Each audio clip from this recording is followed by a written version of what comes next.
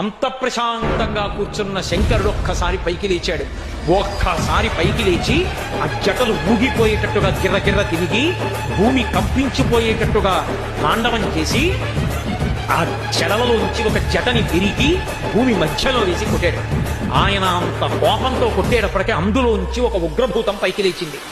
అభ్రంలిహాదభ్ర విభ్రమ బ్రభ్రమ కృణీల దీర్ఘ శరీరమర ప్రజ్వల జ్వలన దీప్త జ్వాలిక జ్వాల జజ్వల్యమాన కేశములు మెరయ జండ దిగ్వేదండ శుంఠాప దుర్దండ సహస్రద్యుతిహేతి సంగమప్ప వీక్షణత్రయలోక వీక్షణద్యుతిలోక వీక్షణతతి దుర్నిరీక్షమగుచు గ్రగచ కఠిన కరాల దంస్కలు విలుంగ ఘన కపాలస్తు మలికలు తనరా అఖిలలోక భయంకరుండగుచు వీరభద్రుడు దయించమారట రుద్రుడుగుచు.